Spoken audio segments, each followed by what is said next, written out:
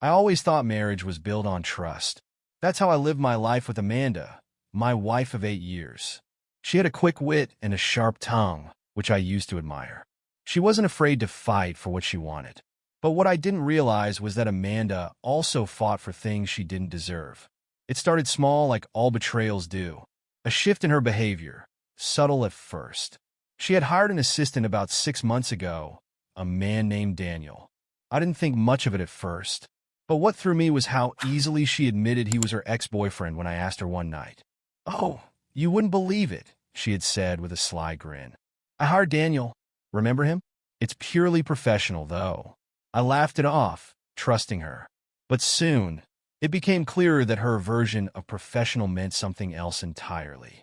One evening, after I got home from work, something felt off. Amanda was out, supposedly working late on a project. I headed to our bedroom to change out of my suit when I saw it. A small slip of paper tucked under her pillow. The note wasn't long, but its contents were enough to hit me like a sledgehammer. "I can't wait to see you tomorrow night. Last time was incredible. Love, Daniel." Love? Last time? My stomach churned and my mind raced. Daniel was more than an assistant. He was her secret lover. I stood there frozen for what felt like an eternity. The bedroom that had once been our safe space now felt like a crime scene. And the worst part? Amanda thought I was too much of a fool to notice. I knew I couldn't confront her. Not yet. I needed more evidence. Something undeniable that would unravel the lies she had been feeding me. So I did what I thought any man in my position would do. I started digging. The next day, while Amanda was at work, I cloned her phone. I'm not proud of it, but I needed to see what she was hiding. As I scrolled through her messages, my heart sank. There they were, hundreds of texts between her and Daniel. Conversations filled with flirtation, secret meetings, and inside jokes, none of which I was a part of. It seemed she'd even been helping Daniel with personal expenses, using my money to do so. Talk about a slap in the face. That evening, Amanda returned home, acting as though nothing had changed. She sat across from me at dinner, her phone buzzing occasionally with messages, which she glanced at, smiling to herself. I wanted to scream at her, confront her right then and there, but I couldn't. Not yet. Instead, I smiled, pretending everything was normal, all the while feeling like I was sitting next to a stranger. My mind swirled with possibilities. Was this a short fling? Or had this been going on for years? I needed more information, and now I had a plan. I would follow her. I knew she wasn't just working late, she was with him. The next evening, when she claimed she had another late night at the office, I followed her. She didn't drive to the office. Instead, her car wound through streets I didn't recognize until it stopped outside a small, dimly lit hotel. I parked down the street and watched as she stepped out, looking around cautiously before heading inside. A few minutes later, Daniel appeared and followed her in. That's when the betrayal solidified in my mind. This wasn't just some fling or a harmless flirtation. It was a full-blown affair. Watching them from a distance, I realized something that chilled me to the bone. Amanda wasn't planning to stop. She was comfortable, maybe even confident that I would never find out. And worse, she was still living in our home, lying to my face every day, while sneaking off to be with him whenever she could. But now, I had the power. I wasn't going to explode in a rage or confront her in a fit of passion. No, I had something much more deliberate in mind. This was war, and I was going to make sure I won. After watching Amanda walk into that hotel with Daniel, I felt a mixture of nausea and clarity. The lies, the deceit, it was all so blatant now. But I knew I couldn't storm in and confront her. It would only give her a chance to twist the narrative. No, I needed more than just suspicions and phone records. I needed irrefutable proof. Something that would rip away her facade and leave no room for her manipulative games. I spent the next few days pretending everything was normal. I kissed her goodbye each morning, knowing she'd probably be texting him before she even got to her car. I asked about her day, knowing she was lying to my face. And I played along when she mentioned work stress, meetings, and office drama, all while secretly recording every word. It wasn't just Amanda's lies that stung. It was the depth of her betrayal. I had trusted her, built a life with her, and now she was treating me like a fool. The worst part? She didn't even bother to hide it anymore. But maybe that's what happens when you think you're too smart to get caught. You get sloppy. I made my move that Friday. After Amanda left for work, I decided it was time to do some real digging. I took the day off, telling her I had meetings lined up, then headed straight to her office. My plan wasn't to confront her. It was to get closer to Daniel. When I arrived, the receptionist looked up, surprised to see me. "Hey there, looking for Amanda?" she asked with a forced smile. "No, I'm actually here to see Daniel," I replied, trying to sound as casual as possible. Amanda mentioned I should stop by and introduce myself. Said he's been a big help at the office. The receptionist hesitated for a moment, her eyes narrowing slightly, before she picked up the phone and called Daniel. "Your boss's husband is here to see you," she said into the receiver, then gestured toward the elevator. I could feel my pulse quicken as I walked to his office. Was I really doing this? But before I could overthink it, I was at his door. He looked up from his desk, his face shifting from confusion to a wide, friendly grin that made me want to punch him. "Gary, right? Amanda's mentioned you," he said, standing and offering his hand. "Good to finally meet you." I shook his hand, playing the part of the oblivious, friendly husband. "Good to meet you too, Daniel. Amanda's told me how much you've been helping her. Thought I'd stop by and say thanks." My voice betrayed nothing, though inside, I was screaming. He chuckled, leaning against his desk. "Oh, she's the one helping me. Trust me. She's a force of nature. How do you keep up?" I smiled, though my jaw was clenched. "Guess I'm just lucky." The small talk continued for a few minutes, both of us pretending everything was perfectly normal. But beneath the surface, I was analyzing every word, every gesture. This was the man sleeping with my wife, pretending to be her assistant, and helping himself to my life. Just as I was about to leave, Daniel's phone buzzed on his desk. He glanced at it and smiled, though he quickly tried to hide it.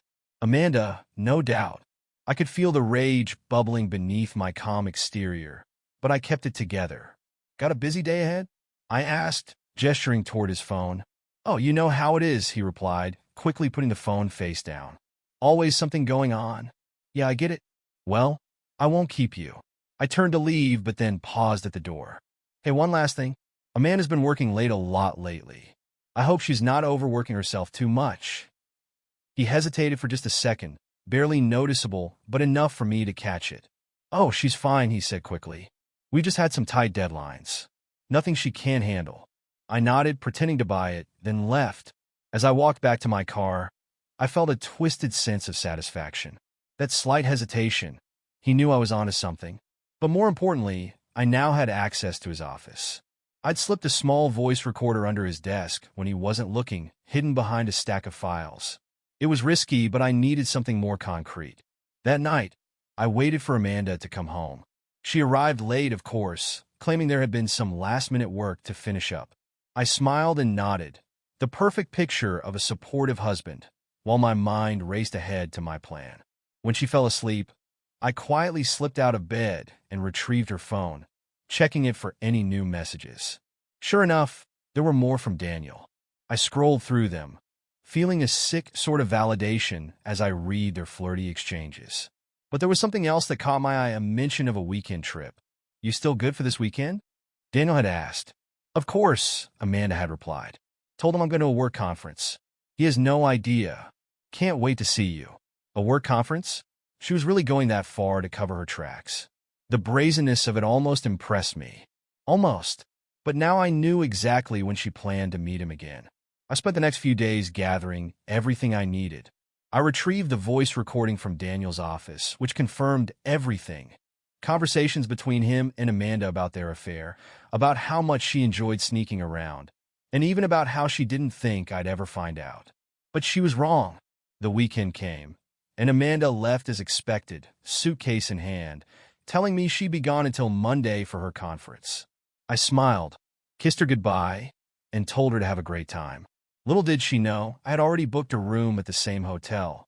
I arrived early, setting up a camera in the hallway outside their room. This time, there would be no room for denial.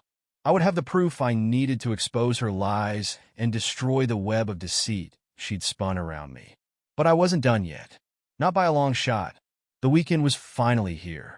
Amanda thought she had everything under control, that her lies were airtight, and that I was too naive to suspect anything.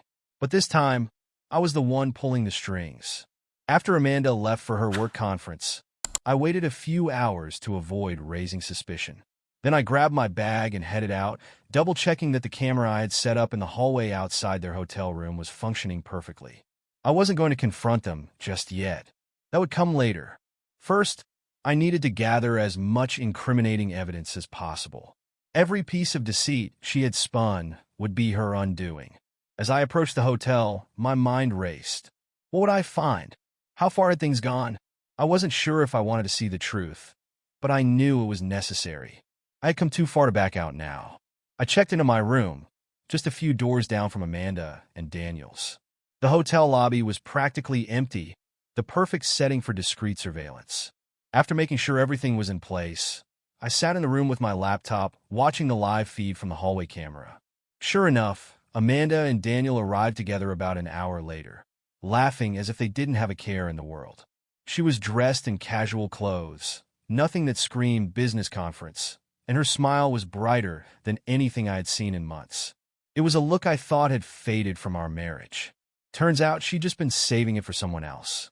I clenched my fists, holding back the flood of emotions. This wasn't the time to lose control. Not yet. They entered the room together, and I switched over to the second camera I had placed inside their room earlier in the day. It was hidden in the light fixture, perfectly angled to catch every move. Watching them embrace, hearing their laughter, it felt like a punch to the gut. Every ounce of love I'd once felt for Amanda was replaced by something darker, more sinister. The footage showed them chatting, drinking wine, and eventually crossing a line that confirmed everything. It was undeniable now. There would be no talking her way out of this. I shut off the feed, unable to stomach any more of it for the moment. The evidence was there, captured in both audio and video. It was ironclad. I felt a strange mix of satisfaction and disgust. Satisfaction because I had what I needed, and disgust because of what I had seen. But I wasn't done yet. The time for confrontation was coming, and I wanted to make sure it would be unforgettable. The next morning, I left the hotel and drove home, my mind spinning with plans. Amanda would return the next day, probably with that same innocent look on her face, telling me about how productive her conference had been. And I would play along, just as I've been doing for weeks now. But this time, I would be ready. When she walked through the door late Sunday night, I was sitting on the couch, watching TV as if nothing had changed. Amanda smiled as she set her suitcase down and came over to kiss me. "Hey, missed you," she said, her tone casual, affectionate. "How was your weekend?" I turned off the TV and smiled back, playing the part. "Same as usual," I replied. "How was the conference?" "Oh, it was great," she said, her lies slipping out so easily it made me sick. "Lots of networking, new projects on the horizon. I'm exhausted, though." I nodded, keeping my expression neutral. "Glad it went well. You must have been busy." She nodded, yawning for effect. "Yeah, barely had a moment to myself." Her ability to lie so smoothly, so casually, sent a wave of anger coursing through me, but I swallowed it down. There was no use confronting her yet. I had a bigger plan in mind. As we settled into our usual evening routine, Amanda chatting away about her day, I couldn't help but feel like I was living with a stranger.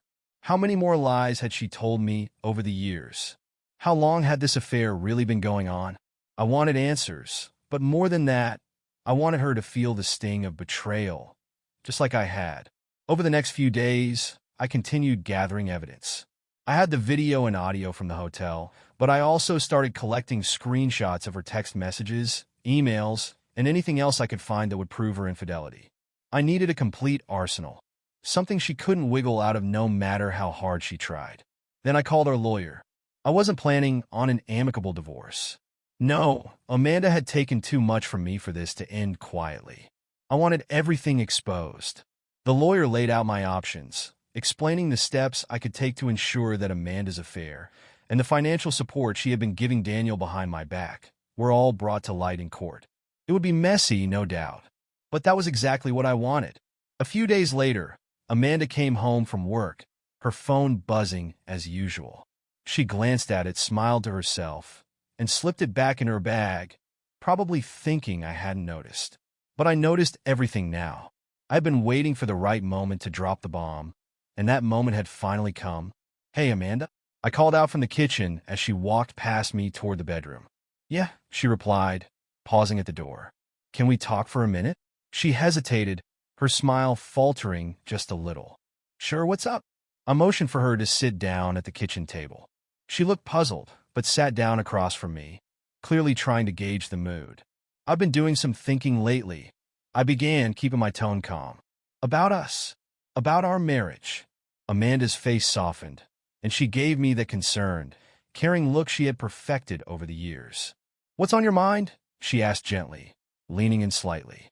I stared at her for a moment, letting the silence stretch between us before I spoke again.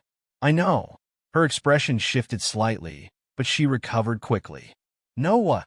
"I know about you and Daniel," I said, watching her reaction closely. Amanda blinked, her eyes widening ever so slightly before she shook her head with a laugh that felt too forced. "What are you talking about?" I leaned back in my chair, my gaze steady. "Don't bother lying, Amanda. I know everything. The texts, the meetings, the hotel. I've seen it all." Her face drained of color, and she opened her mouth to speak, but no words came out. She stared at me, completely caught off guard, realizing that her web of lies had finally unraveled. Amanda's face was a mask of shock, her hands gripping the edge of the kitchen table like it was the only thing keeping her upright. For the first time, the confident, manipulative woman I'd known for years seemed completely thrown off balance. "I don't know what you're talking about," she stammered, but her voice betrayed her. There was a tremble there, something she couldn't hide. I stood up slowly, never taking my eyes off her. "You don't know? Really? You're going to sit there and pretend you're not screwing Daniel? You know, your assistant? The one you hired under the guise of needing help, when really, he was there to satisfy something else entirely." Her eyes darted around the room, searching for a way out, a way to spin this. But she had nothing. I had trapped her. Still, Amanda wasn't the type to go down without a fight. "I can't believe you're accusing me of this," she snapped, her voice rising with fake outrage. "Daniel and I have a professional relationship. You've always been insecure, always accusing me of things. I'm working hard for us, Gary. How dare you?" There was the gaslighting, the blame shifting. She was trying to turn it around, make me the villain. But this time, I wasn't falling for it. I leaned forward, slamming a folder on the table. "Open it." She froze, staring at the folder like it was a snake poised to strike. "What is that?" "It's the proof, Amanda," I said calmly, my voice steady despite the fury bubbling beneath. "Every lie, every text, every sordid detail of your affair with Daniel. Open it." Her hands shook as she reached for the folder, and for a split second, I thought she might not even dare to look. But Amanda wasn't one to back down. She opened it, flipping through the photos, the text screenshots, the hotel footage. I watched as her face shifted from defiance to horror. You followed me?" she whispered, her voice barely audible. "I did what I had to," I replied coldly. "While you were busy sneaking around, I was busy collecting evidence. You didn't even bother to hide it, Amanda. That's how little you thought of me." Tears welled up in her eyes, but I knew better than to believe them. I had seen those tears before, whenever things didn't go her way, whenever she wanted to manipulate me into feeling sorry for her. This time, they weren't going to work. "You don't understand," she blurted out, the tears spilling over now. "It's not what it looks like, Gary. Please, you have to let me explain." I crossed my arms, leaning against the kitchen counter. "Go ahead, explain. I'm dying to hear how sleeping with your assistant isn't what it looks like." She stood up, wiping her face with the back of her hand. "I was lonely. You've been so distant lately, always working, always focused on your business. I didn't mean for it to happen. Daniel was he was there when I needed someone, and it got out of hand." Her voice cracked, and she looked at me with pleading eyes, the same eyes that once made me fall in love with her. "I never wanted to hurt you." I almost laughed. The sheer audacity of her words made me sick. "Out of hand," I repeated. "You've been carrying on with him for months, Amanda. You've lied to me, stolen money from our joint account to pay for his crap, and you're going to stand there and tell me it was a mistake? No, this wasn't some one-time thing. You've been making a fool out of me. She rushed toward me, reaching for my hand, but I pulled away. Gary, please, I swear it's over. It didn't mean anything. I was confused, but I love you. I don't want to lose you. There was the desperate attempt to reel me back in. But I wasn't the same man she had manipulated for years.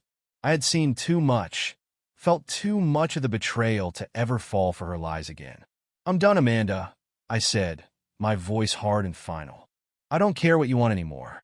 I've only talked to a lawyer. We're getting a divorce. Her eyes widened in disbelief. No, Gary, you can't do this. We have a life together, a marriage, a future. I'll fix it, I swear. We can go to counseling. We can work through this. I shook my head. You don't get it, do you? You've already destroyed everything. The life we had, it was a lie. You threw it away for him. For your assistant, Amanda. The future you're talking about? It's gone. She started to sob, falling into a chair, burying her face in her hands. I didn't mean for it to go this far, she choked out. Please, Gary, don't do this. We can fix it. I stared at her, feeling nothing but contempt. You only want to fix it because you got caught. If I hadn't found out, you'd still be sneaking around, wouldn't you? You're only sorry because your little game is over. She looked up at me, her eyes red and swollen. What about us? What about everything we've built together? Doesn't that mean anything to you? For a brief moment, I thought about everything we had shared, the years of marriage, the memories, the plans for the future.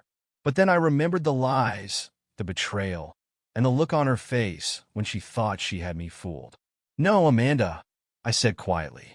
It doesn't mean anything anymore. Not after what you did. She stood up, walking toward me again, desperation in her every step. Gary, please don't do this. I'll leave Daniel. I'll cut him out of my life completely. We can start over. Please, I'm begging you. But her words had no weight anymore. They were hollow, just like the promises she had made to me over the years. I wasn't interested in starting over with someone who had already destroyed everything we had. You're going to sign the divorce papers, I said firmly. And I'm going to make sure you pay for everything you've done. You betrayed me, Amanda. You don't get to just walk away from that. Her face crumpled, but I turned and walked out of the room, leaving her standing there, her sobs echoing in the kitchen. I could still hear her sobbing from the kitchen as I climbed the stairs, each step feeling heavier than the last. Part of me had expected some level of satisfaction after confronting her, but all I felt was numb. It was like I had ripped out the last piece of me that cared about Amanda, leaving a void where love once lived. She had destroyed everything. I headed into the spare bedroom, the one that used to be a guest room, but had become my refuge in recent weeks. I sat on the bed, staring at the walls, replaying the scene downstairs in my head. The way she crumbled, the fake tears, the desperate begging, it was all so predictable. I had once been blind to her manipulation, but now it was all too clear. Amanda wasn't sorry. She was scared. I knew her better than anyone. She wasn't crying because she had lost me. She was crying because she was losing control, and that terrified her more than anything. As I lay back, trying to calm the storm in my mind, I heard the faint sound of footsteps approaching. A knock at the door. Gary. It was Amanda's voice, fragile and soft, like she was trying to sound pitiful. She knocked again. Can we talk, please? I didn't answer, hoping she'd take the hint and leave me alone. But Amanda wasn't the type to back off easily. The door creaked open, and she stepped inside, her face blotchy from crying, her makeup smeared.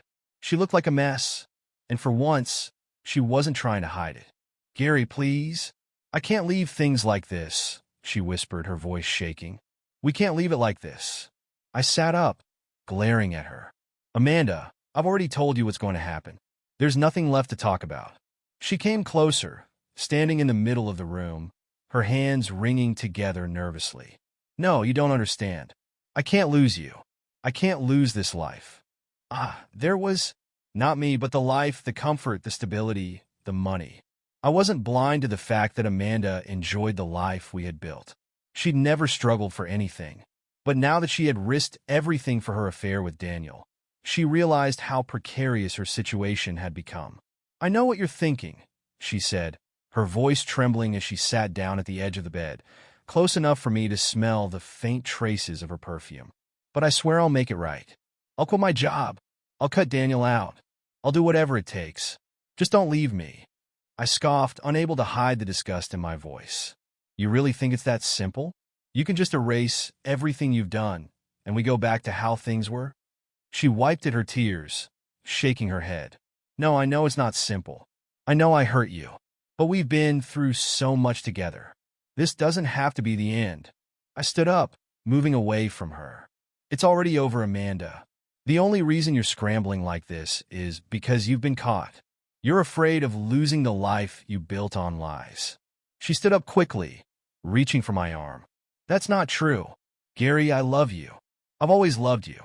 What happened with Daniel was a mistake, a stupid, reckless mistake. But I never stopped loving you."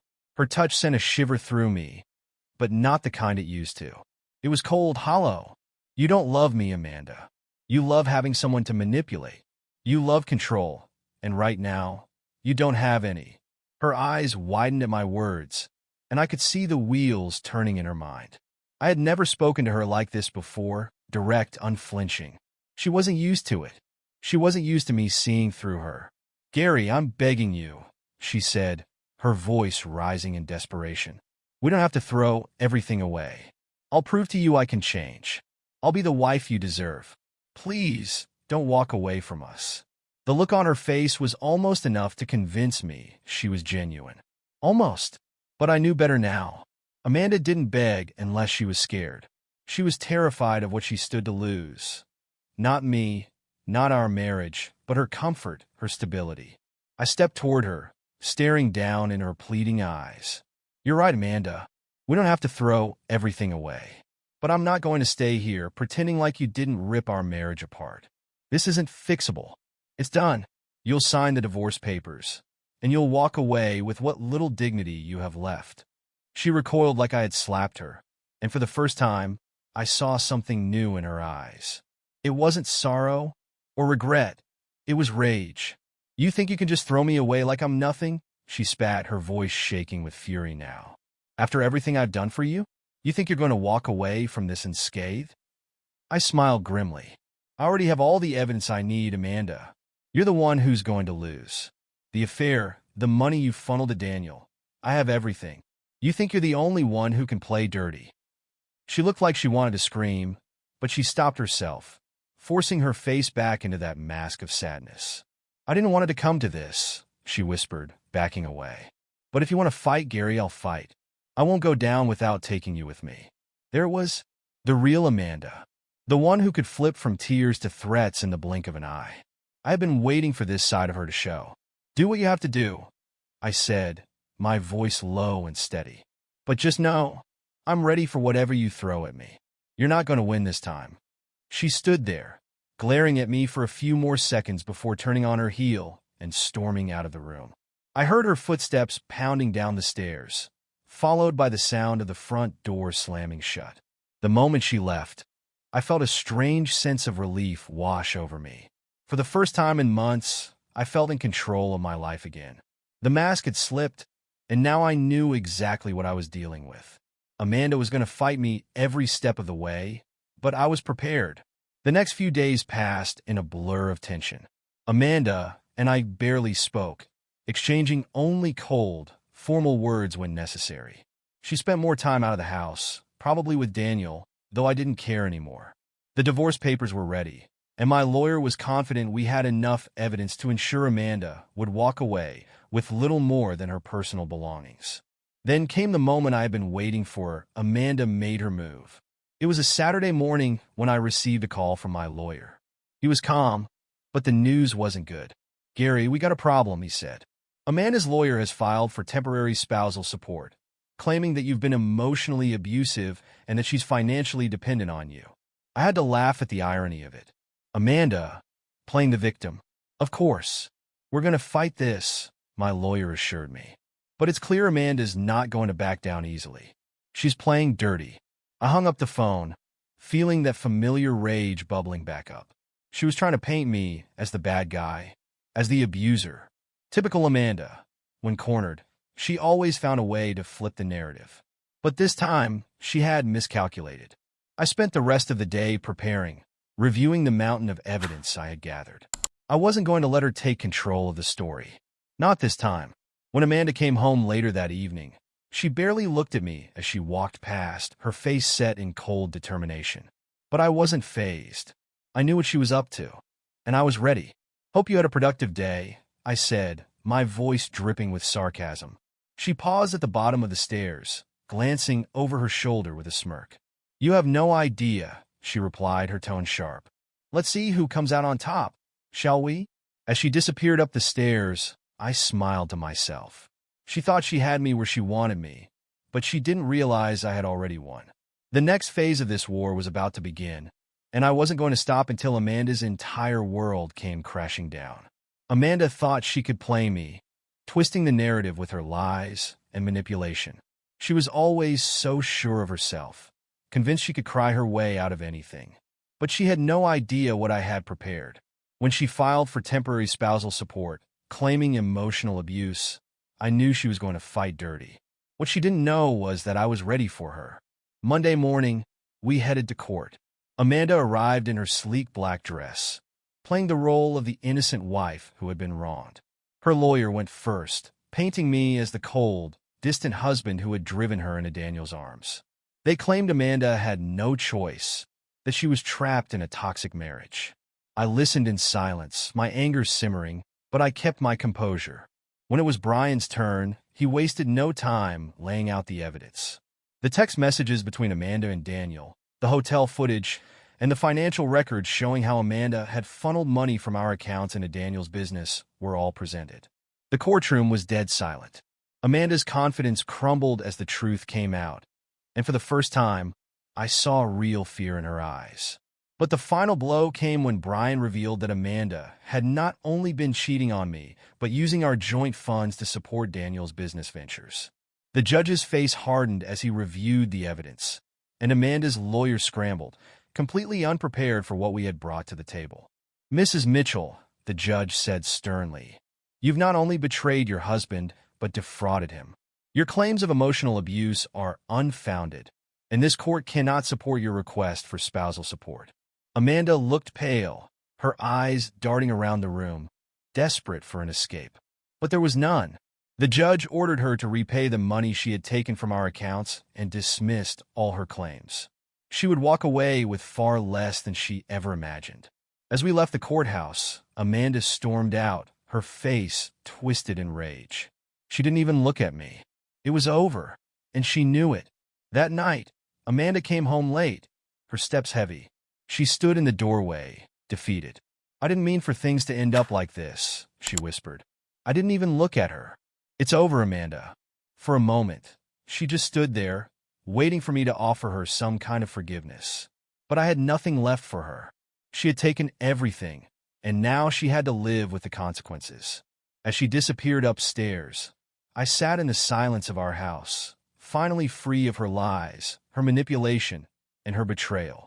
The war was over, and I had won.